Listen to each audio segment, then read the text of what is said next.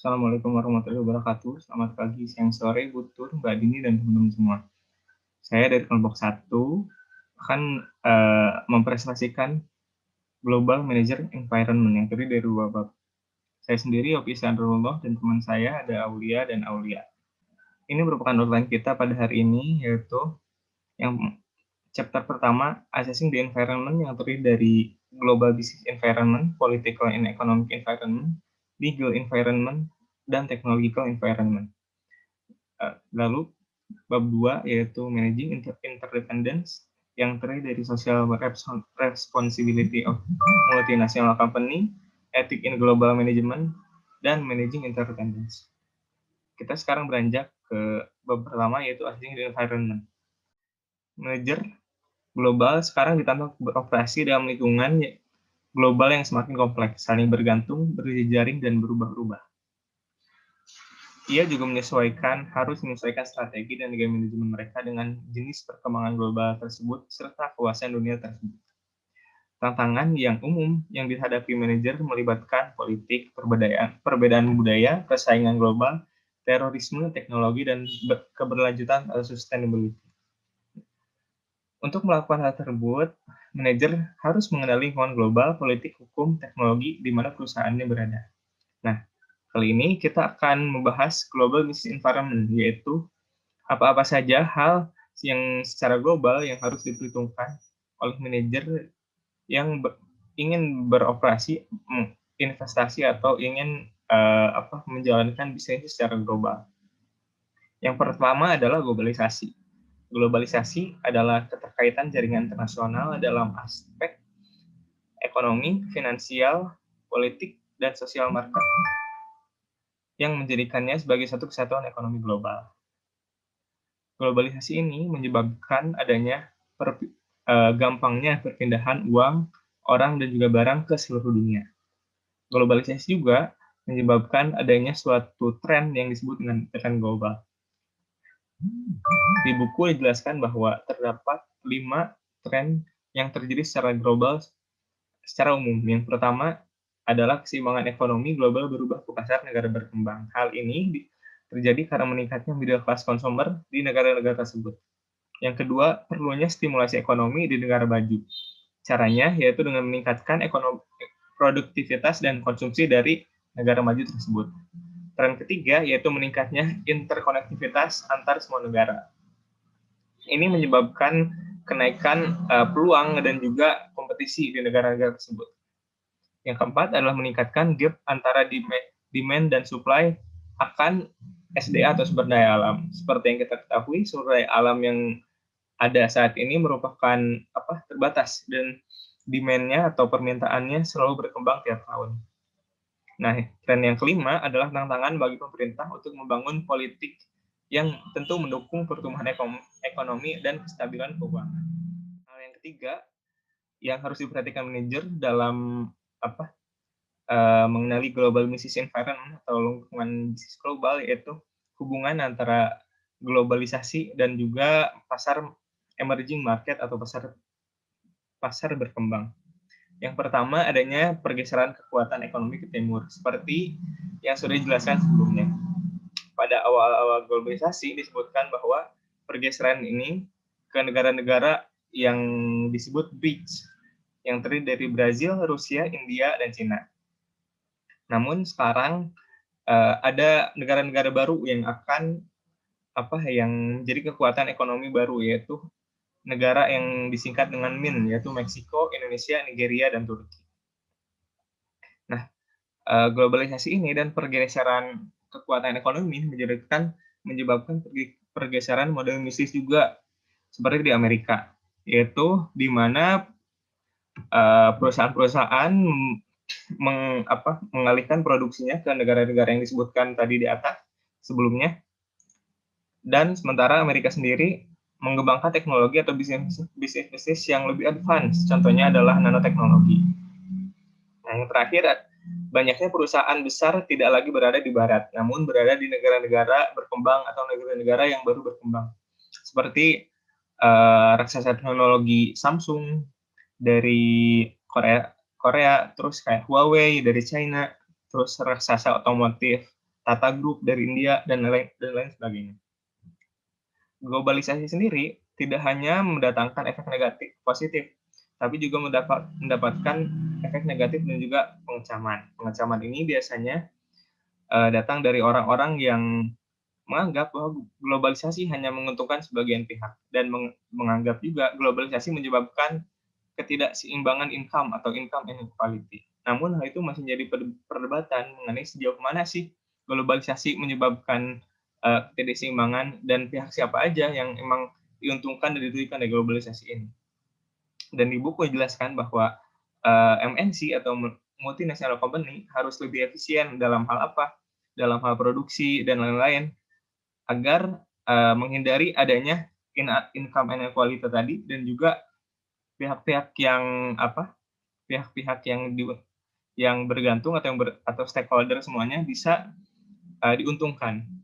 Dalam menilai global business environment, ketiga, kita harus juga melihat juga efek dari institusi pada global trade.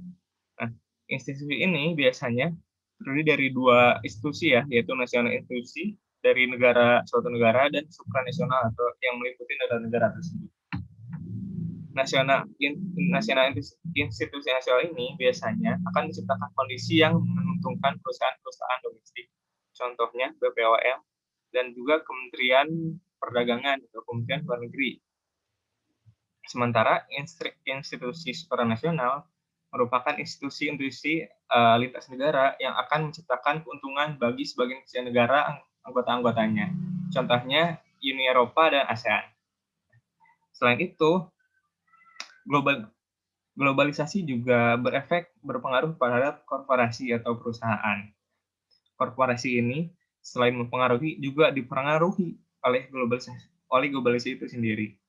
Nah, global manager harus melihat peluang di luar negaranya, yaitu dengan peluang-peluang yang globalisasi yang kita sebutkan tadi. Dalam global business environment ini, ada juga aspek-aspek lain yang harus kita pertimbangkan sebagai global manager. Yang pertama, adanya globalisasi dari human capital. Globalisasi dari human capital yang pertama adalah offshoring dan reshoring oleh multinational company. Offshoring ini apa sih? Offshoring ini adalah pemindahan kerja atau pemindahan pabrik-pabrik produksi dari perusahaan-perusahaan besar dunia ke negara-negara berkembang seperti China, Brazil, dan lain-lain, India, dan lain-lain. Sedangkan reshoring apa? Nah, reshoring ini produksi yang tadinya yang sudah diberikan ke negara-negara berkembang ditarik lagi ke negara asal atau ke host country dari perusahaan tersebut.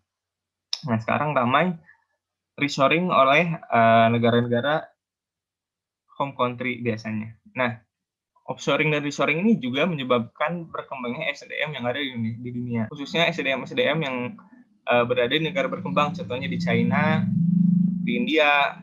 Nah, contohnya ada call center Dell, perusahaan teknologi dari Amerika, mempunyai 4 call center, maksudnya 4 kantor call center di India. Dan juga investasi Tesla yang saat ini terjadi itu di India. Karena apa? Karena fasilitas-fasilitas dan SDM di sana cukup memadai. Aspek lainnya adalah small business enterprise atau MNC atau UMKM. Nah, UMKM ini mempunyai peran sangat vital dalam ekonomi, khususnya seperti Indonesia ini. Dan sebagian UKM ini sudah bergerak untuk go internasional. Kemudahan-kemudahan ini didapat dengan adanya globalisasi dari IT. Dengan maraknya pemakaian Telkomsel dan internet menyebabkan small business enterprise ini bisa berkembang dan go internasional. Aspek lain yang global manager harus perhatikan yaitu adalah regional trading block. Di sini kita lihat banyak trading blocks atau perkumpulan ekonomi yang ada di dunia. Seperti contohnya di Rusia ada Russian Federation, di Eropa ada European Union, di Asia ada ASEAN, di Middle East ada Liga Arab, di Afrika ada African Union, dan di Amerika ada NAFTA dan CAFTA. Nah, trading blocks ini juga mempengaruhi global manager role atau peran dari global manager. Global manager akan menganalisis lingkungan baru, mengantisipasi bagaimana hal itu dapat mengaruhi masa depan perusahaan, kemudian mengembangkan strategi dan gaya operasi yang sesuai. Faktor-faktor dalam peran manajer yang ada di bulletin ini menjadi pokok bahasan di seluruh buku yang kita akan pelajari dan juga merupakan building box yang pertama bagi bahas-bahasan ke depan. Hal yang kedua dalam menilai environment oleh manajer global adalah menilai political dan economic environment. Dalam political environment sendiri, global manager harus senantiasa memantau pergerakan ekonomi dan politik di host country atau di calon host country perusahaannya. Selain itu, dalam hal ekonomi, manajemen resiko formal dengan analisis bisnis lebih ampuh dalam dibandingkan dengan pengalaman pribadi dari seorang manajer tersebut. Aspek lain dalam aspek politik yang harus diperhatikan oleh global manager adalah aspek etis dan religi. Karena aspek etis dan religi ini merupakan faktor pendorong utama ketidaksebilan politik di banyak negara di belahan dunia ini. Di buku dijelaskan ada 10 besar resiko yang ada yang berkaitan dengan politik dan ekonomi environment, di mana aspek ekonomi atau economic slowdown merupakan resiko paling berat. Pada aspek politik dan economic environment ini yang harus diperhatikan oleh manajer global yaitu political risk. Political risk sendiri adalah tindakan pemerintah atau peristiwa politik yang dapat mempengaruhi profitabilitas dan nilai perusahaan dalam jangka panjang. Nah, contohnya adalah dengan nasionalisasi. Nasionalisasi sendiri seperti udah kita tahu yaitu pembelian aset-aset perusahaan di host country oleh pemerintah, sementara expropriation ini merupakan penyitaan aset-aset tersebut dengan kompensasi yang minimal. Nah, hal-hal seperti ini disebut dengan micropolitical risk, yaitu hal-hal yang hanya mempengaruhi sebagian perusahaan atau suatu industri saja. Sementara jika resiko itu atau kejadian itu mempengaruhi seluruh perusahaan yang beroperasi di host country tersebut, maka disebut makropolitical. Nah, yang terakhir dalam politik dan economic environment, global manager harus menerapkan political risk assessment atau mengukur seberapa jauh sih risiko politik yang ada di perusahaan tersebut. Nah, biasanya dengan menggunakan wawancara yang itu mengundang atau meng-hire konsultan politik. Yang kedua ada meng-hire staff di subsidiary. Jadi kita meng-hire orang untuk masuk ke subsidiary dan khusus untuk melihat dan memperhatikan kondisi politik yang bisa mengancam atau bisa mengubah operasi perusahaan. Setelah manajer melakukan political risk assessment, manajer juga harus berusaha untuk memanage political risk tersebut. Nah, hal-hal yang biasa atau yang umum digunakan manajer untuk melakukan political risk adalah dengan cara yang pertama adalah equity sharing, yaitu perusahaan di home country bekerja sama dengan perorangan atau perusahaan lain untuk membuat perusahaan di host country. Yang kedua ada participation management. Participation management ini di mana kita melibatkan pemerintah dalam melakukan hal-hal yang terkait dengan operasi perusahaan kita. Nah, yang ketiga ada localization of operation, yaitu melokalisasi operasi perusahaan kita. Contohnya dengan mengganti nama perusahaan, ganti nama produk, dan lain-lain. Yang keempat ada development assistant. Singkatnya yaitu dengan cara kita memberikan atau menyumbangkan fasilitas-fasilitas umum yang bisa meningkatkan infrastruktur yang ada di host country tersebut.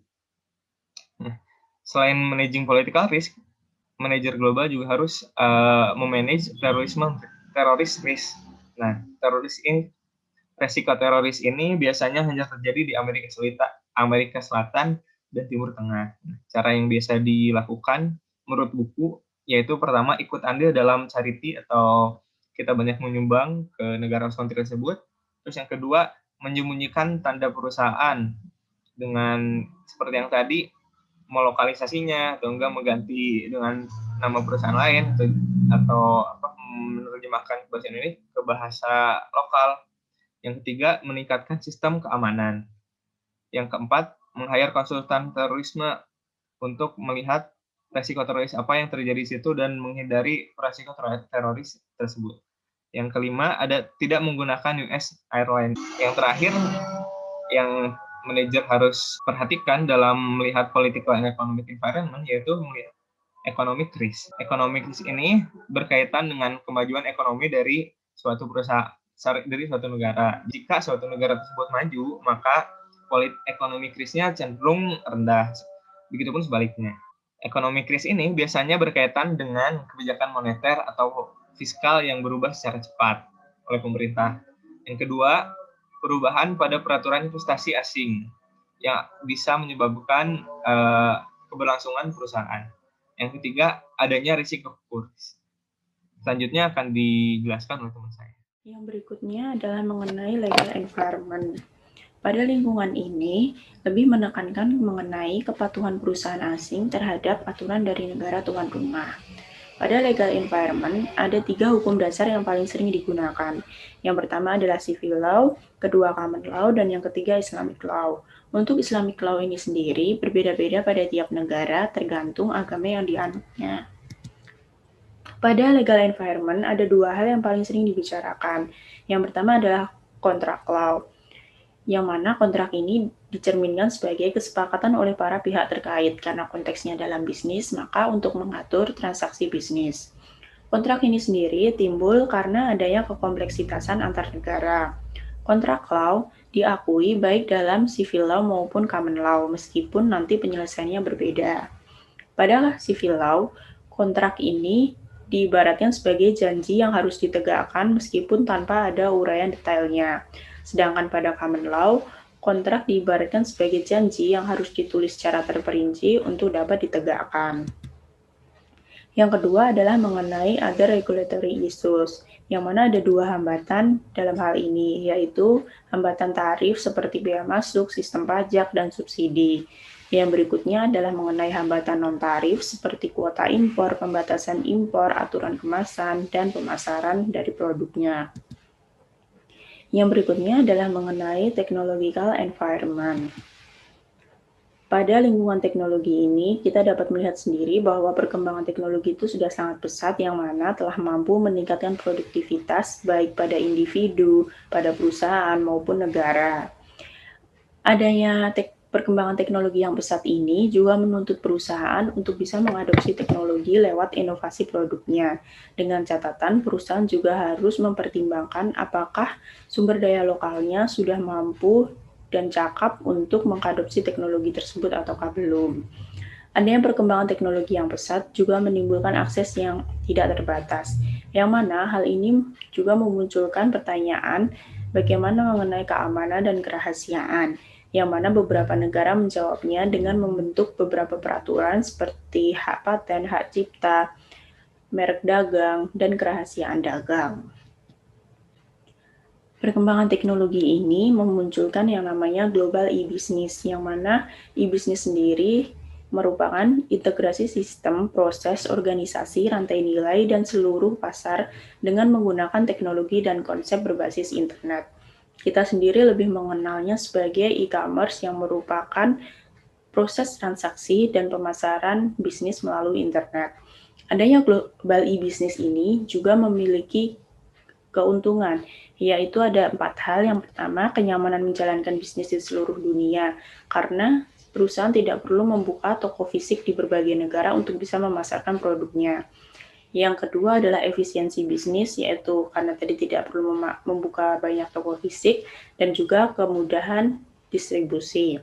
Yang ketiga ada layanan intranet perusahaan, di mana perusahaan mampu untuk mengumpulkan informasi baik internal maupun eksternal dari perusahaan di seluruh dunia. Dan yang keempat adalah kekuatan bagi konsumen. Karena adanya e-business, konsumen bisa mengakses produk-produk perusahaan dan perbandingan harga melalui internet. Yang berikutnya, kita akan membahas mengenai managing interdependence. Pertama adalah mengenai social responsibility of multinational company. Konsep social responsibility ini sendiri mengenai harapan bahwa multinational company akan memperhatikan efek sosial dan ekonomi dari keputusan yang mereka buat. Untuk multinational company sendiri, mereka seharusnya ada 2 pemangku kepentingan yang harus diperhatikan. Yang pertama dari negara domestik, dan yang kedua adalah dari negara tuan rumah. Yang mana sifat dari kedua pemangku kepentingan ini memiliki trade-off. Misalnya contohnya di Pakistan yang memutuskan untuk menghentikan penggunaan pekerja di bawah umur, yang mana hal ini juga berpengaruh pada pengurangan profit dari perusahaan. Lalu, yang berikutnya ada benefit dari adanya CSR itu sendiri. Pertama adalah peningkatan akses ke modal, kedua mengamankan lisensi operasi, ketiga adalah pendapatan perusahaan dapat meningkat, keempat adalah penurunan biaya, kelima mengurangi resiko, keenam peningkatan nilai merek, ketujuh ada meningkatkan daya tarik dan retensi pelanggan, kedelapan adalah meningkatkan peningkatan reputasi, kesembilan adalah peningkatan rekrutmen, motivasi, dan retensi karyawan. Lalu ada yang multinational company biasanya juga arah dengan isu mengenai hak asasi manusia, yang mana hak asasi manusia ini sendiri dibangun standar secara globalnya. Yang pertama adalah tidak menggunakan pekerja di bawah umur ataupun melakukan kerja paksa. Dan yang kedua, perusahaan diwajibkan untuk menyediakan lingkungan kerja yang nyaman dan aman. Lalu yang ketiga, menghormati hak pekerja untuk bisa berserikat. Yang keempat, tidak secara teratur membebankan waktu kerja lebih dari 48 jam seminggu. Dan yang terakhir adalah perusahaan harus membayar upah yang cukup untuk bisa memenuhi kebutuhan dasar karyawannya. Pada bagian ini kita akan membahas etika di dalam manajemen global. Yang pertama yang perlu kita ketahui adalah etika pada bisnis internasional merupakan etika perilaku bisnis atau nilai moral dari sebuah perusahaan multinasional dalam berhubungan dengan individu dan entitas. Globalisasi sendiri telah melipat gandakan masalah etika yang dihadapi sebuah organisasi ataupun perusahaan. Ada tantangan tersendiri untuk menerapkan etika bisnis dalam manajemen global karena adanya perbedaan latar belakang budaya pada setiap negara. Ada 3 topik utama yang akan kita bahas di bagian ini. Yang pertama, etika dalam penggunaan teknologi, lalu penyuapan, dan yang ketiga yaitu tentang langkah-langkah dalam mengambil keputusan yang etis. Yang pertama yaitu etika dalam penggunaan teknologi. Penggunaan teknologi yang etis di seluruh dunia menimbulkan tantangan yang cukup besar untuk memiliki praktik yang konsisten karena adanya beragam ekspektasi tentang penggunaan perangkat teknologi dan program yang bersinggungan langsung dengan kehidupan pribadi masyarakat. Dalam hal ini, penggunaan teknologi haruslah etis karena berkaitan secara langsung dengan data pribadi masyarakat. Contohnya yang dapat kita lihat adalah Data Protection Rules yang dikeluarkan oleh Uni Eropa. Hal ini berisikan tentang hukum privasi data elektronik, di mana Uni Eropa memberikan kendali penuh kepada masyarakatnya atas data pribadi miliknya. Perusahaan yang menginginkan informasi pribadi harus mendapatkan izin dari orang tersebut dan menjelaskan informasi apa yang akan digunakan. Perusahaan juga harus menjamin bahwa informasi yang diberikan tersebut tidak akan digunakan untuk hal lain tanpa persetujuan orang tersebut. Yang kedua, penyuapan. Nah, adanya questionable payments atau pembayaran yang meragukan seperti political payments, extortion atau pemerasan, penyuapan, sales commissions, dan juga grease money atau uang pelicin atau uang minyak. Nah, pembayaran bisnis seperti ini menimbulkan pertanyaan penting tentang perilaku moral yang sesuai, baik di negara tuan rumah atau host country, ataupun di negara lain. Pertanyaan seperti itu muncul karena adanya perbedaan dalam hukum, adat istiadat, dan etika di berbagai negara. Semua negara dan aturan hukumnya melarang adanya suap-menyuap. Namun, hal ini banyak dianggap sebagai hal yang wajar dan diterima untuk dilakukan. Perusahaan besar menolak untuk berpartisipasi dalam suap-menyuap ini karena telah memimpin dalam mengambil sikap moral, terlebih karena visibilitas mereka di dunia, karena perusahaan mereka besar dan sudah dikenal jauh oleh masyarakat. Lalu adanya dampak potensial mereka pada ekonomi lokal, serta bagaimanapun juga perusahaan besar seperti ini memiliki kemampuan untuk berada pada pendirian seperti itu atau pada kepercayaan seperti itu. Seperti sebuah pepatah yang mengatakan bahwa kejujuran itu mahal. Jadi dalam bisnis sendiri untuk menegakkan kejujuran itu juga mahal. Nah, yang ketiga kita membahas tentang making the right decision atau langkah-langkah untuk membuat sebuah keputusan yang etis. Di sini ada 5 langkah. Yang pertama, kita dapat memeriksa hukum yang berlaku di negara asal dan negara tuan rumah. Jika ada kebijakan yang melanggar aturan hukum tersebut, maka harus dicari cara lainnya yang sesuai hukum agar transaksi bisnis dapat berjalan.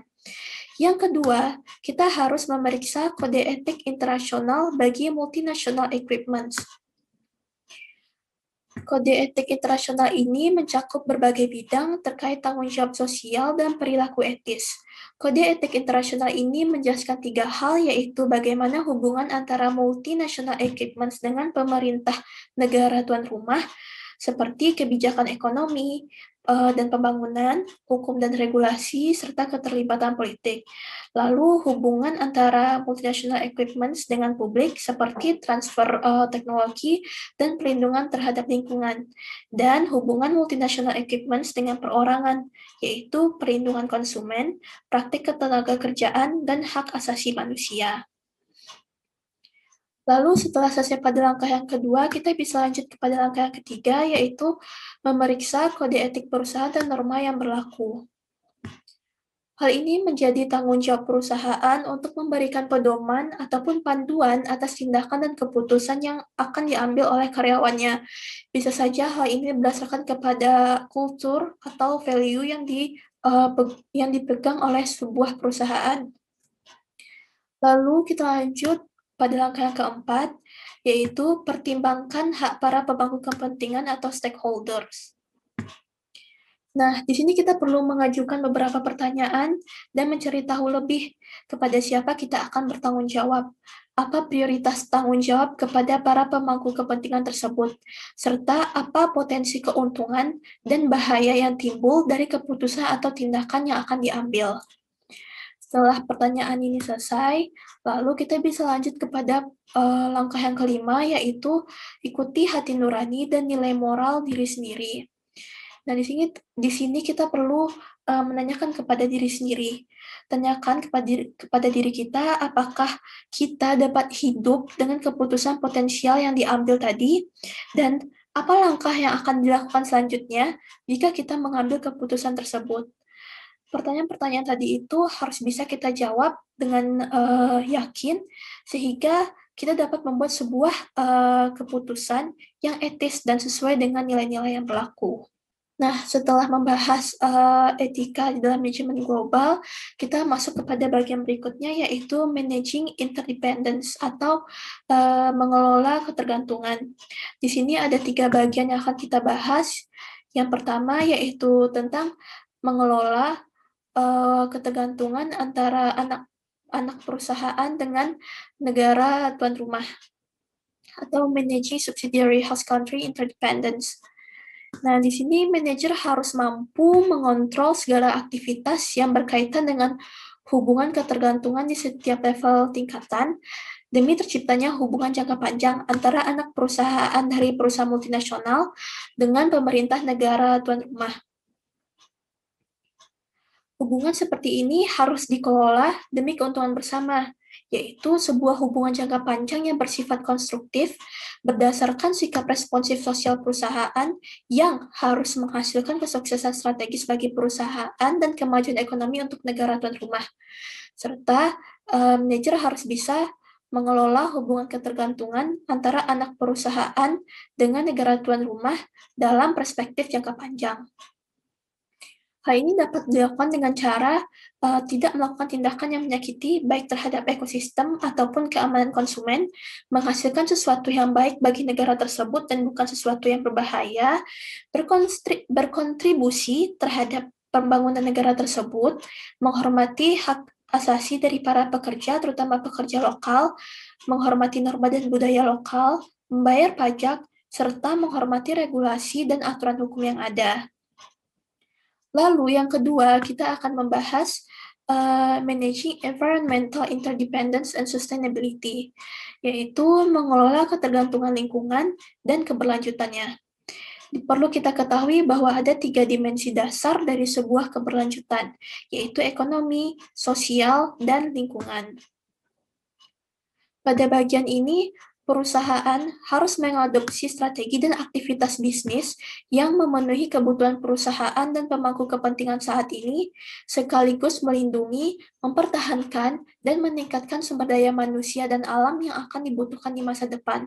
Konteksnya bukan saja masa sekarang, tetapi juga masa depan. Lalu yang ketiga, yaitu tentang implementasi dari strategi keberlanjutan.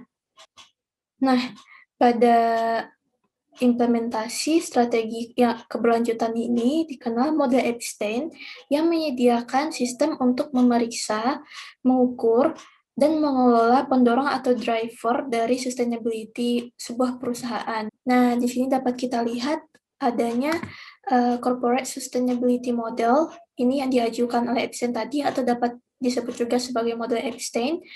Ada 4 rangkaian yaitu inputs, processes, outputs, dan outcomes. Epstein sendiri mengatakan bahwa sebuah keselarasan antara sistem formal dan informal serta struktur organisasi sangat penting untuk kesuksesan perusahaan. Sistem informal sendiri terdiri dari proses, pengukuran kinerja, serta sistem penghargaan. Sistem formal ini berfungsi untuk mengukur kesuksesan dan memberikan akuntabilitas internal serta eksternal. Selain sistem formal, juga ada sistem informal, yaitu terdiri atas kepemimpinan atau leadership, budaya atau culture, dan orang untuk mendukung implementasi strategi keberlanjutan. Sekian presentasi dari kami, terima kasih.